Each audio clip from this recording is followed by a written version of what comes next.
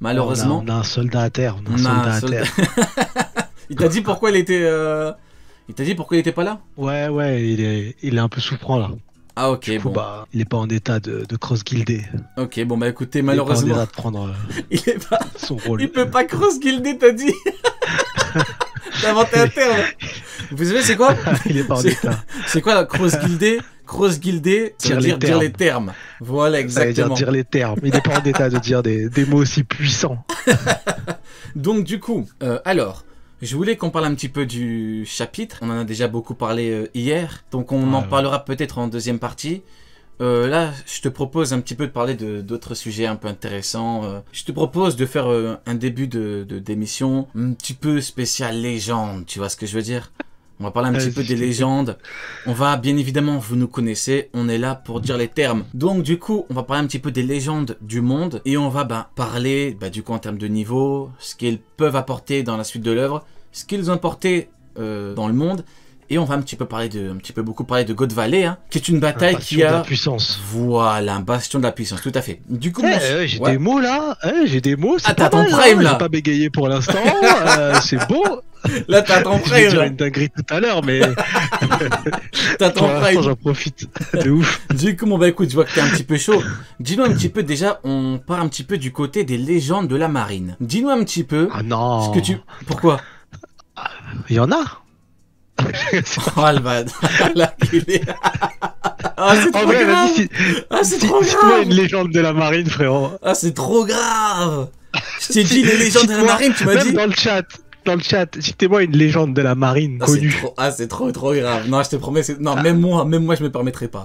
Non, c'est trop grave. Non, qui il y a Garp, il y a Garp, il y a Garp, il y a Garp. Et encore Garp, on a gratté le dossier. Bon, Bon, bon, parlons. la vérité. Allez, parlons tout de même des légendes de la marine.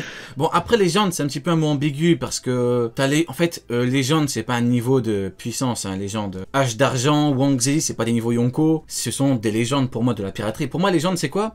C'est des mecs Qui ont marqué leur voilà, ère, quoi. qui ont marqué leur ère. De par des combats, de par des actions. Bon, généralement, c'est des combats, hein. En appelant un chat, l'enfant d'une grenouille n'est pas une grenouille, mais une grenouillette. Faut dire les termes. Eh oui. Généralement, c'est en termes de combat. Donc, du coup, Sengoku, on va démarrer un petit peu avec Sengoku ou Vas-y, Ouais, vas-y. ok. Donc, je te En fait, propose... moi, ouais. pour moi, tu vois, en termes de légende de de la marine, j'ai dit piraterie. Dans la marine, il y a un personnage que je kiffe, mais je sais, pour moi, il est pas canon en soi parce qu'il fait partie d'un film. C'est Z. Z. Tu vois, Z, on a réussi à me faire aimer un ex-marine, tu vois. Bah dis-nous, vas-y, on Z, démarre pour moi, avec Z. incroyable. C'est une légende. Bah en vrai, son histoire est canon. Ah ouais. Enfin, son histoire hors film, le personnage est canon. Donc Ouais, on peut en ouais. parler. Bah écoute, vas-y, si t'as Mais- si t'as envie de débiter avec le Z. Z, j'ai kiffé parce que du coup, c'est lui qui a formé les amiraux, quoi. C'est un personnage emblématique. Sa fin, elle est incroyable. Le personnage est fou. Pour moi, dans les films One Piece, c'est le meilleur personnage qu'on a eu en tant qu'antagoniste dans les films, quoi. Et je le place au-dessus d'un Belette que je kiffe, mais où j'ai moins kiffé le côté transformation robot là, Optimus Prime, tout ça là. Mais j'ai adoré Z. Z, il te met des Golden Haki, il te met des patates de forain. J'ai adoré le personnage, j'ai adoré la personnalité, j'ai adoré l'écriture. J'ai tout kiffé. Ça m'a fait bizarre d'aimer un soldat de la marine, même un ex-marine, tu vois. Alors par Parce contre, que Z, franchement, je on le n'a tiens pas dans mon pas, cœur, quoi. Z, on n'a pas, je me suis pas vraiment penché sur le dossier, je vais vous l'avouer, hein. Je me suis pas vraiment, parce qu'un dossier, pour vraiment comprendre et surtout prouver, parce que c'est ce que je cherche à faire, pour prouver au plus grand nombre que tel perso est une Non, fraude, chat. en termes de fraude, je cherche, à chaque fois, je cherche à fond, je regarde le perso dans sa globalité, et là, malheureusement, vu que c'est qu'un film, c'est pas, tu vois, c'est un peu différent. Par exemple, Sengoku, t'as 1000 trucs. Sengoku, c'est tellement une fraude qu'à chaque fois qu'on le voit, il fraude, tu vois. À chaque fois qu'on voit Sengoku, c'est des mots, tu as des trucs qu'il ne pourrait pas assumer. Tu vois, c'est des actions bizarres, tu vois ce que je veux dire. C'est une big fraude. D'ailleurs que Z, on a probablement un marine qui n'est pas une légende de la marine qui n'est pas une fraude. Hein. On a Mais en plus, il a probablement. des cojones incroyables. Il a des cojones incroyables. Mhm. Il se déplace n'importe où, il s'en fout. Il a peur de personne. Non, personnellement, ouais, Z, j'ai kiffé le personnage. Pour moi, si on doit le mettre en tant que personnage canon, c'est le meilleur soldat de la marine qu'on ait rencontré. Franchement, rien que le fait qu'on nous dise que le mec est entraîné des futurs amiraux, du coup des mecs qui sont devenus amiraux, déjà, rien que ça, c'est magnifique. C'est masterclass, hein. Ah non.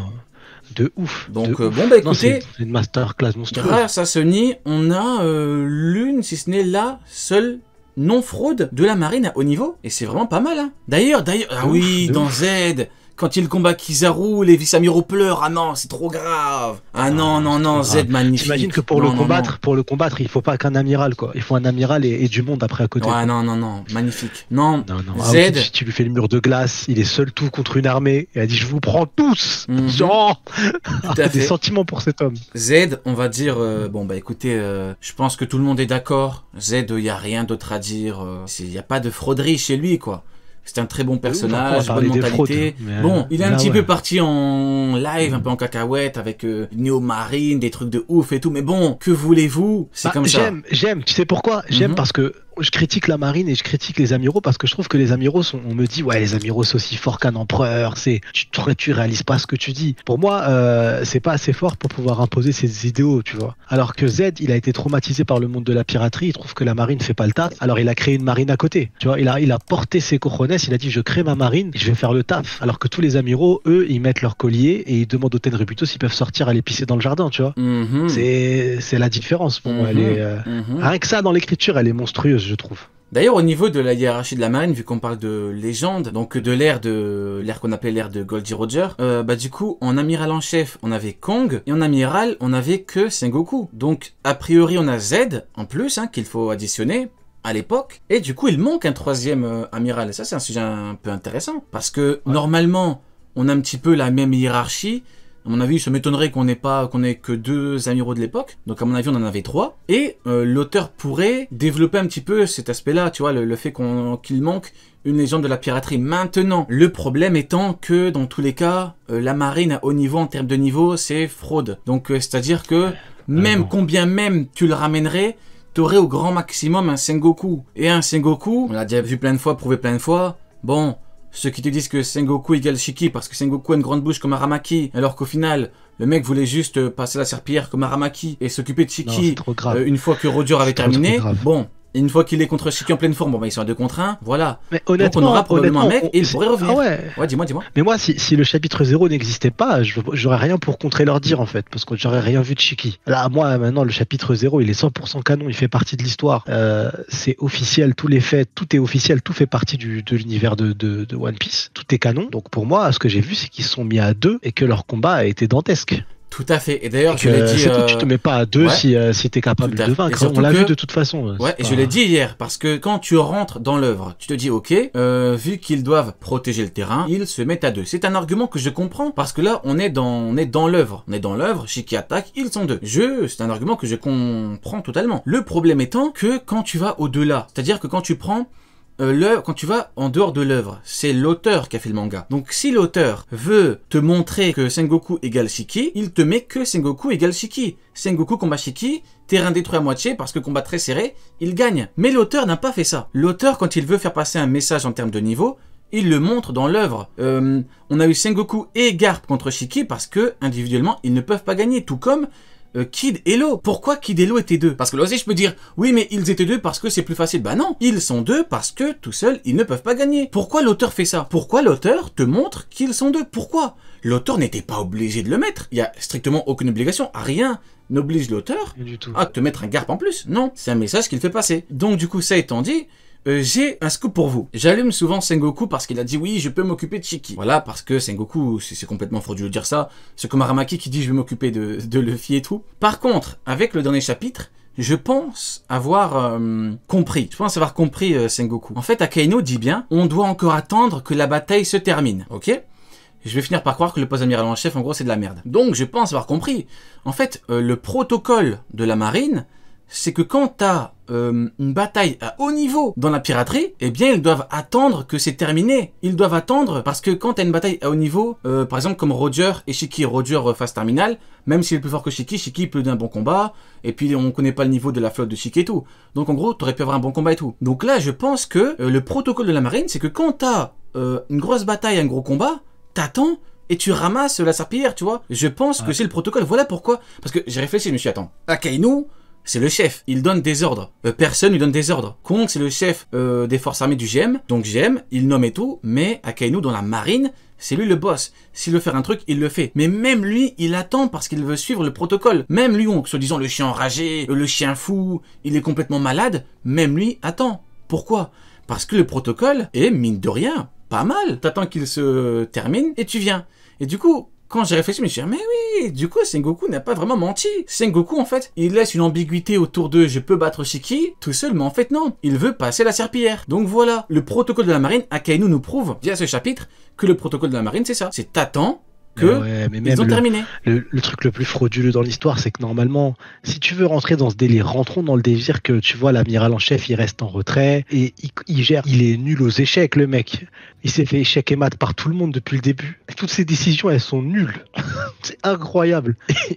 Il est nul en retrait. Il n'y a aucun move intéressant de la marine depuis. Ouais, totalement raison. Il est rincé aux échecs. Il joue aux dames, lui. Tu lui dis échec, il sort le jeu de dames. Il connaît pas. C'est trop compliqué, échec. C'est un niveau trop difficile pour lui. Et après, quand tu regardes, là, j'ai le chapitre 0 sous les yeux, et il est clairement dit que Garp et Goku ont donné le maximum. Et c'est tout. C'est les trois, ils se sont battus avec une hargne folle, tu vois. Donc c'est pas, je pense même pas que ça soit pour protéger, parce que ce que dit le narrateur, c'est ces trois hommes combattent avec une telle hargne que la ville de Marineford fut à moitié détruite. C'est parce que les trois ils se sont donnés à toute patate que la ville a été détruite. C'est pas juste Shiki qui a voulu détruire la ville, quoi. Exactement. Donc, exactement. Et d'ailleurs, pour en revenir à Sengoku, en fait, l'ambiguïté qu'il y a, c'est qu'en fait, Sengoku ne crie pas Garp, je m'occupe de Shiki qui est affaibli. Enfin, évidemment qu'il ne va pas dire ça n'a aucun sens. Le seul qui est assez bête pour dire une dinguerie comme ça, c'est Kizaru qui est arrivé devant Rayleigh qui a dit « Rayleigh, je suis plus faible que toi ». Mais généralement, à haut niveau 1, tu ne dis pas que tu es plus faible que quelqu'un. C'est quand même une aberration, tu vois. T'arrives devant un mec, tu dis « Je suis plus faible que... » C'est une aberration sans nom. Je vous le dis. Après, attends. Dis-moi. Moi, là, je suis devant le chapitre 0. En termes de manga pur, Goku, il dit pas qu'il va se taper Shiki tout seul en plus, hein. Là, je suis en train de lire et il le dit même pas. Hein. C'est nous te laisserons pas empêcher l'exécution. Il a ambiancé Garp direct dans la bagarre. Il a pas dit je, il a dit nous. Attends, j'ai pas compris. J'ai pas compris. Tu parles de quand Shiki attaque. Quand Shiki attaque, Garp, il propose même pas de l'affronter solo. Hein. Oui, tout à fait, il a dit nous direct. Hein. Il a ambiancé Garp, il a dit nous, frère, reste là. Exactement. Il a bien dit nous parce qu'il sait très bien. Là, on parle pas d'un Shiki affaibli. Non, mais malheureusement, tu as beaucoup croient que Shiki combattait d'égal à égal Sengoku à son prime. Mais au grand maximum, c'est comme pour Roger et Garp. C'était à l'époque quand il était faible. Je vous rappelle qu'il y a pas longtemps, Smoker était supérieur à Luffy. Bah là, c'est pareil. La différence étant peut-être que Luffy évolue très vite. Peut-être que Roger est resté, je sais pas, moi, niveau par exemple de commandant, très longtemps. C'est possible. Il est resté sur la mer longtemps. Mais Sengoku, jamais il a combattu Shiki d'égal. En fait, c'est pas possible. Shiki, il est arrivé, il les insultait. Il a dit, vous êtes des merdes. Mais même à 2 contre 1, il a dit, vous êtes des merdes. Je vais aller plus loin. Je vois cette passe. Garp, il se fait taper par Shiki en 1 contre 1. Comme Goku se fait taper par Shiki en 1 contre 1, c'est tout, tu vois. En tout cas, j'attends une preuve, hein.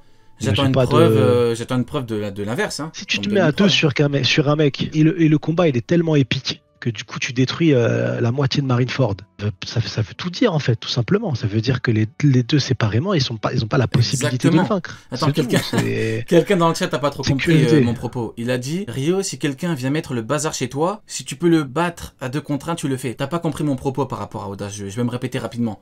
En gros, ça, c'est un argument dans l'œuvre. C'est-à-dire que Shiki attaque quand les deux sont là. Mais quand l'auteur a fait le manga, rien n'oblige l'auteur à mettre un 2 contre 1. Rien n'oblige l'auteur à mettre Garp qui est pas loin. Rien ne l'oblige. Si l'auteur avait voulu nous montrer que Sengoku gagne Shiki, tac, Sengoku bat Shiki. C'est tout. Tu vois ce que je veux dire? C'est comme quand Aokiji gèle par surprise Jose. Si l'auteur avait voulu montrer qu'il peut battre Jose facilement, hors coup par surprise, parce qu'en fait c'est pas vraiment qu'un coup par surprise. Le plus grave, c'est qu'il est choqué. Donc pourquoi l'auteur te met un coup par surprise et un coup quand il est choqué? C'est parce que l'auteur te fait passer un message. Ouais, dis-moi. Mais de toute façon, même partons du principe, tu vois, allons dans le sens de ok, Akainu a gagné. C'est pas un problème pour moi, parce que Akainu peut battre Jose comme Jose peut battre Akainu, tu vois, c'est un 1 contre 1 et les deux sont pris en 1 contre 1. Si Akainu était au-dessus de Jose, le combat aurait été plié depuis longtemps. Akainu, je suis fatigué. Aokiji. Ah ok. Je suis fatigué, les gars. Si Aokiji était tellement supérieur, il aurait gagné depuis longtemps le combat. Non, il a mis du temps à réussir à sortir vainqueur, même s'il a eu besoin d'un petit regard à gauche. C'est réglé. Moi, ça me choque pas parce que pour moi, ils ont un niveau qui est très proche. les deux. Donc forcément, un peut vaincre l'autre, tu vois. Jose peut vaincre Aokiji et Aokiji peut vaincre Jose. Pour moi, c'est pas un argument qui fait dire que Aokiji surpasse Jose. Non. Quand tu prends deux personnages qui ont un niveau similaire, ça se joue sur des détails. Et là, ça s'est joué sur un détail. C'est tout. Mais Jose était capable de contenir. Et on l'a bien vu. Les amiraux dans One Piece, comment ils sont montrés?